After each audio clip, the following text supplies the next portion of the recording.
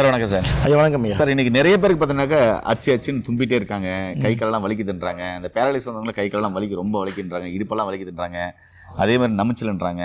இதுக்கெல்லாம் என்ன மாதிரியான தீர்வு நீங்கள் சொல்ல போகிறீங்க? தீர்வா மருந்தா என்ன சொல்ல போகிறீங்க? ஐயா இப்போ இதுக்கு வந்து முதல்ல எக்ஸ்டர்னல் தெரப்பியாக நம்ம வந்து பார்க்கணும் ஐயா. இப்போ இது வந்து வெளியில் பிரகிருத்தின்னு சொல்லுவாங்க. அந்த காலோட தட்பவெட்ப மாற்றங்கள் ஏற்படுறதுனால ஏற்கனவே சில பாதிப்பு உள்ளவங்க, லைக் வீசிங் கம்ப்ளைண்ட் உள்ளவங்க, ஆஸ்மா கம்ப்ளைண்ட் உள்ளவங்களுக்கு வந்து காலையில் எழுந்த உடனே நிறைய தும்பிட்டே இருப்பாங்க.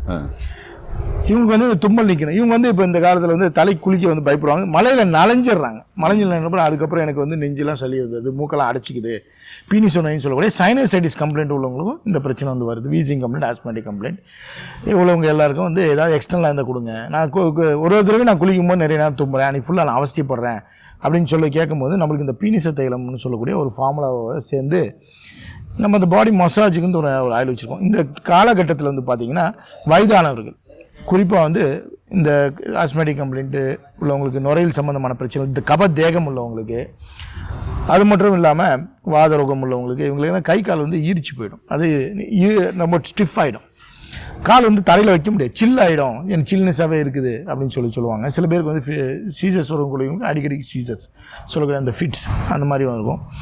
ஸோ இவங்க எல்லாருக்குமே வந்து எக்ஸ்டர்னலில் நிறைய எண்ணெய்களை வந்து பயன்படுத்துகிறேன். ஆனால் நம்ம என்ன வந்து நம்ம மருத்துவமனையில் நம்ம வைத்தியர்கள் மற்றும் மருத்துவர்கள் சேர்ந்து தயாரித்த இந்த சிபிஎம்னு ஒரு ஆயில் வந்து நம்ம கொடுக்குறோம். இது வந்து நல்ல ரிசல்ட் வந்து கொடுக்குது.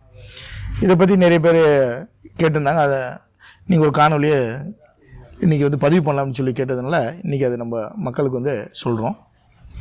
ஃபஸ்ட்டு இது வந்து யாருக்கு வந்து எப்படி வந்து பயன்படுத்தலாம் அப்படின்னு சொல்லி பார்த்தீங்கன்னா, நம்ம ஒரு பீனிச நோய், சைனசைட்டிஸ் உள்ளவங்களுக்கு, அடுத்து நுரையீரல் சார்ந்த பிரச்சனைகள், வீசிங் கம்ப்ளைண்ட் உள்ளவங்களுக்கு இது எப்படி செய்யணும்னா, ஒரு டீஸ்பூன் எடுத்துகிட்டு ஒரு கரண்டியில் ஊற்றி லேசாக சூடு செய்து ஒரு பாகம் அளவுக்கு உள்ளங்கையில் தேய்ச்சிட்டு நல்லா தலையில் உச்சந்தலையில் நல்லா தேய்க்கணும். தேய்ச்சதுக்கப்புறம் ஒரு 10 நிமிஷம் கழித்து நீங்கள் குளிச்சிங்கன்னா உங்களுக்கு அந்த தும்பல் வந்து வராது. அதே போல் தலைவலி, மூக்கடைப்பு வந்து இருக்குது, எனக்கு தலை பாரமாக இருக்குது அப்படின்றவங்க இந்த எண்ணெயை வந்து நெத்திலையும் வந்து தடவிக்கலாம்.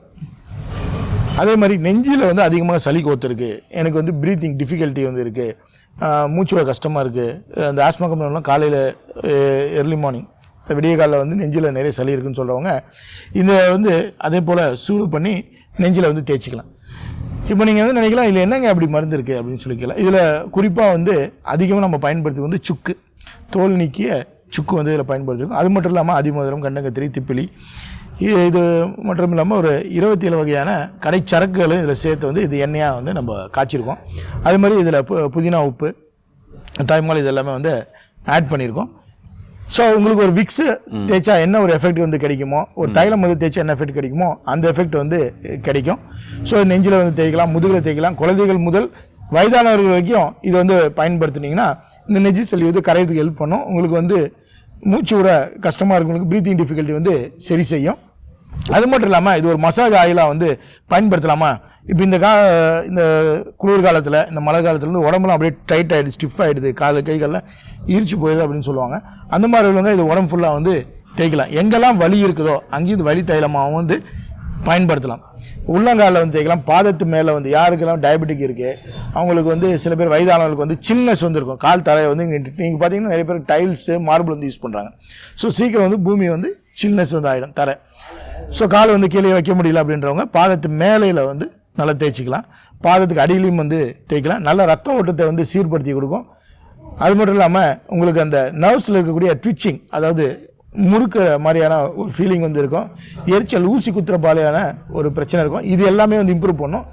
அதே போல் வெரிகோஸ் வெயின் யாருக்கெல்லாம் வந்து இருக்குது, அதாவது அட்வான்ஸ் ஸ்டேஜில் ஆரம்ப கட்டத்தில் யாருக்கெல்லாம் வெரிகோஸ் வெயின் இருக்குது அவங்களும் இந்த தைலத்தை வந்து லேசாக சூடு செய்து காலில் அந்த கீழேருந்து மேல் நோக்கி தேய்க்கணும். வெரிகோஸ் வெயின் உள்ளவங்க கீழேருந்து மேல் நோக்கி வந்து தேய்க்கணும். இந்த மாதிரி வந்து தேய்ச்சி நல்லா மசாஜ் பண்ணி விடும்போது அதனோட பாதிப்புகளும் வந்து நல்லா குறையும், நல்ல வலி வந்து நீங்கும். ஸோ இது வந்து 3 விதமான பிரச்சனைக்கு வந்து பயன்படுத்தலாம். நர்வஸ் கம்ப்ளைண்ட்டுக்கு, கை கால எரிச்சலுக்கு, நெஞ்சில் சளிக்கு வந்து பயன்படுத்தலாம். சைனசைட்டிஸ்னு சொல்லக்கூடிய பீனிச நோய்க்கு வந்து இது பயன்படுத்தலாம். தலைக்கு வந்து குளிக்கிறதுக்கு முன்னாடி இதை அப்ளை பண்ணிவிட்டு குளிச்சிங்கன்னா எந்த தும்பலும் வராது, உங்களுக்கு எந்த சளி சார்ந்த பிரச்சனைகள் வந்து உங்களுக்கு நல்ல தீர்வு கிடைக்கும். மசாஜ் ஆயிலாகவும் இது வந்து பயன்படுத்திக்கலாம். ஏனர்களே, ஒரே ஆயில் இவ்வளோ பிரச்சனைகளை சரி பண்ணதுனாக்க ஆச்சரியம் இல்லையா? ஓகே, இந்த வீடியோ முடிஞ்ச அளவுக்கு இப்படிப்பட்ட கம்ப்ளைண்ட் உள்ளவங்களுக்குலாம் ஷேர் பண்ணுங்கள். மீண்டும் இன்னொரு அருமையான பதிவு சந்திக்கலாம். நன்றி, வணக்கம்.